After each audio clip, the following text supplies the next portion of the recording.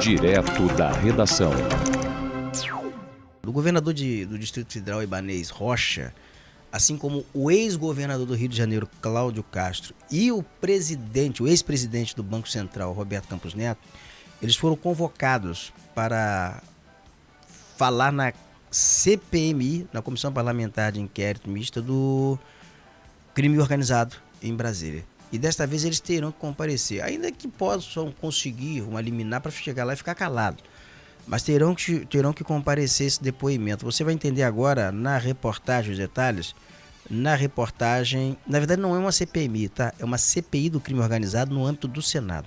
A CPMI é quando integra os dois, é quando é o Senado, tem senadores e deputados. Essa não. Essa é uma CPI do crime organizado, que é presidida pelo senador capixaba Fabiano Contarato, do PT. Mas o Cláudio Castro, o Ibanez Rocha, o Roberto Campos Neto, eles foram convocados para depor e os três são obrigados a comparecer e você vai agora entender por quê na reportagem. E para explicar a questão do BRB, a CPI do crime organizado convocou o ex-governador do DF, Ibanez Rocha. Os senadores também convocaram o ex-governador do Rio, Cláudio Castro, e o ex-presidente do Banco Central, Roberto Campos Neto. Os três já tinham faltado a depoimentos anteriores, quando falariam na condição de convidados. Com essas novas convocações, eles são obrigados a comparecer, mas podem recorrer à justiça contra esses depoimentos. No caso de Ibanez, os senadores querem ouvi-lo sobre as negociações para a compra do Banco Master pelo BRB. Sobre Campos Neto, a CPI quer esclarecimentos sobre possíveis falhas de fiscalização bancária. E Cláudio Castro deve ser questionado sobre problemas e gargalos institucionais que dificultam o combate ao crime organizado. Além de outras convocações, nesta terça-feira os senadores também aprovaram novas quebras de sigilo, dentre eles o de Fabiano Zettel, cunhado de Daniel Vorcaro, dono do Banco Master. Roberto, crime organizado, né? Por que eles estão lá? O que eles estão fazendo lá? Você fala isso porque são o governador governadores, né? Rocha, o ex-governador Cláudio Castro e o ex-presidente do Banco Central. A questão toda do crime organizado, qual é a temática que pega? Eles avaliam que tem vários braços do crime organizado. Você tem o braço financeiro, você tem o braço operacional, você tem o braço ali que lava dinheiro, você tem comércios de fachada que são usados para lavar dinheiro. Então são vários formatos, são várias vertentes. O Banco Master poderia ou está funcionando como uma lavanderia de dinheiro sujo.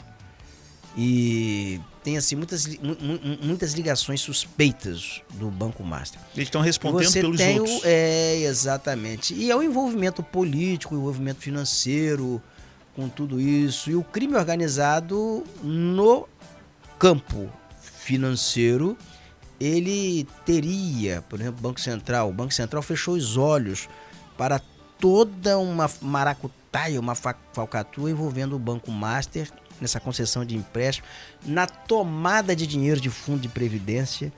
E não vamos esquecer que o Banco BRB de Brasília, o Banco Regional de Brasília, ele estava numa operação bilionária para comprar o Banco Master, o banco quebrado praticamente, né? Então tem muitas implicações do mercado financeiro com a lavagem de dinheiro do crime organizado. Então talvez isso aí explique um pouco eles estarem sendo convocados para depor na CPI do crime organizado. O Rio Previdência aportou uma quantia bilionária no Banco Master. É dinheiro de aposentado do Rio de Janeiro que pode comprometer até o fundo de aposentadoria do Rio de Janeiro. Então o crime ali não é apenas financeiro.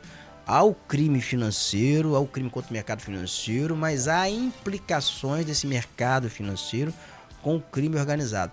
E não vamos nos esquecer que várias fintechs da Faria Lima estavam funcionando como lavanderia de dinheiro sujo. Isso foi revelado no âmbito de operações como a Carbono Oculto, como a Poços de Lobato, operações deflagradas pela Polícia Federal. E várias pessoas já foram convidadas a depor nessa CPI, né?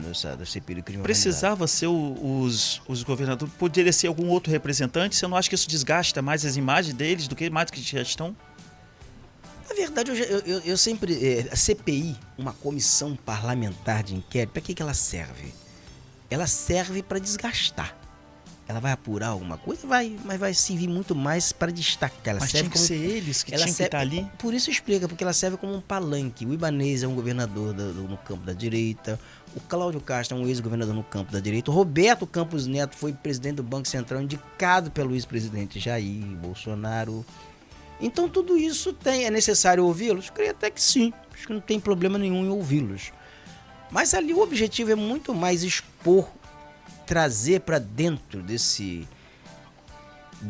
ambiente que é, vamos aqui, que exala mau cheiro, esse núcleo do bolsonarismo, por questões óbvias, é um ano eleitoral, o núcleo do bolsonarismo dentro de uma CPI que apura a questão do crime organizado no âmbito do Senado, é um desgaste, né? Com certeza, eu tô Publicamente é um desgaste. Sim. E por isso talvez explique. Eu acho que a intenção ali é realmente desgastá-los, levar ali para desgastar esse movimento, desgastar eles, desgastar esses governos. Porque a eleição, nós estamos num ano que é um ano de vida ou morte. É um ano que seja assim, que vai definir ali a existência desse modelo do Supremo Tribunal Federal que está aí.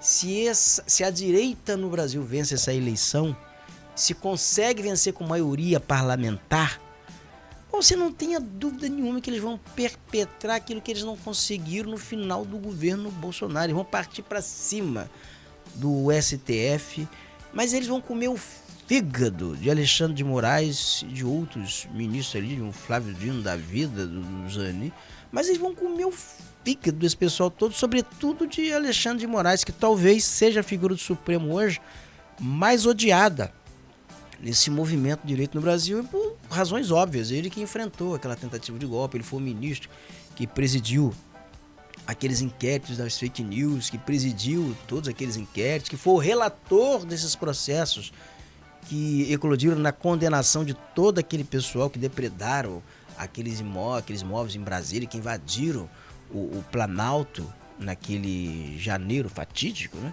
Ano passado? Não, tem isso foi no primeiro ano, logo após a posse de Lula. 4 anos atrás, praticamente. Mas teve um homem que cagou, rapaz, na cadeira, na mesa do Supremo, botou uma bunda na mesa. Não. Ele cagou sobre Foi a um mesa. desastre aquilo ali. Ele fez cocô sobre a mesa do Supremo Tribunal Federal.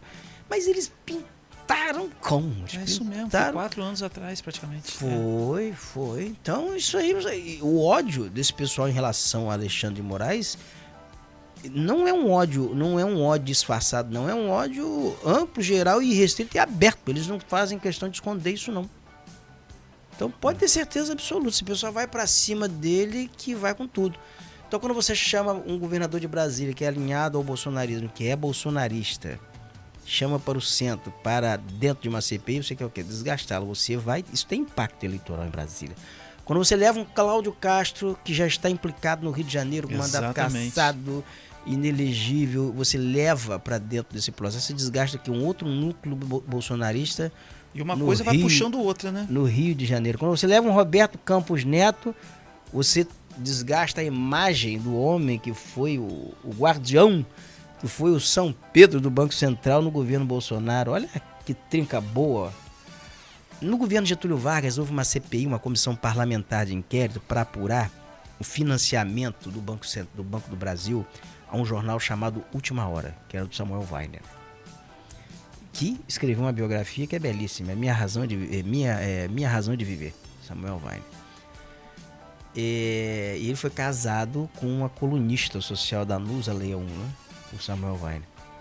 O jornal Última Hora, ele foi assim um jornal revolucionário. Ele foi na época que o jornal Extra depois copiou, um jornal popular. Era um jornal muito popular e vendia como água. E era um jornal, assim, getulista, né, em defesa do governo Getúlio Vargas. Aí abriram uma CPI para apurar isso. Tinha um jornalista que era muito intenso aqui no Rio de Janeiro, Carlos Lacerda, que atacava o governo Getúlio Vargas, mas de todas as formas, por todas as frentes. E ele era dono do jornal Tribuna da Imprensa, no Rio de Janeiro. Aí a televisão toda anti-getulista abriu espaço para o Carlos Lacerda esculachar o governo de Getúlio.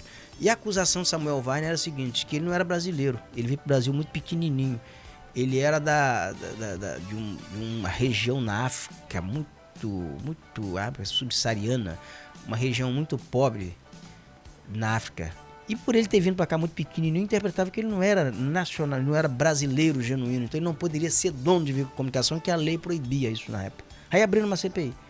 O erro de Getúlio, segundo Samuel Weiner no livro Minha Razão de Viver, foi permitir a abertura de uma CPI, porque a CPI, na verdade, é um palanque. E foi o palanque para o Carlos Lacerda, que era um deputado e que falava bem, para esculhambar o governo.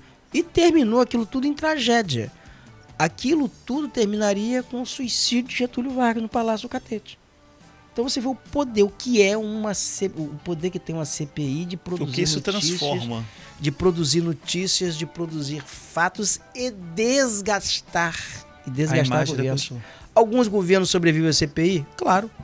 Alguns sobrevivem à CPI. Outros adoeceram, se afastaram. Meu Deus do céu. É. Então outros se afastaram. Já teve CPI, já teve gente aí que sobreviveu. O Lula sobreviveu. Quanto CPI Lula sobreviveu? Muitos governos sobrevivem. A popularidade. Lula elegeu Dilma depois, né? Conseguiu E dar a volta reelegeu, por cima. Reelegeu e também. reelegeu Dilma depois, sobreviveu a várias CPIs. Então, quando o governo, dependendo de quem é, você vai sobreviver. É. Outros não. Salve-se quem puder, a palavra é essa.